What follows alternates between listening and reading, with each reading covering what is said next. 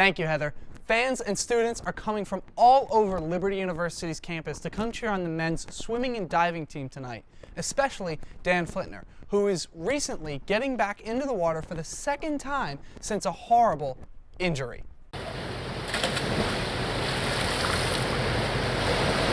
Dan Flittner, a sophomore on Liberty University's men's swimming and diving team, has had a long road to recovery. About 3 years ago, he tore his right labrum in the peak of his career. Since then, he has undergone surgery as well as a very long rehab process, and to this day, he still needs to do physical therapy to keep his shoulder healthy. So recovery for me was obviously a difficult process. It was about 13 months long of really not being able to do what I love, not being able to even throw a ball, not being able to swim. You definitely feel a little bit isolated because for the first couple months you can't even drive, so you're reliant on everybody.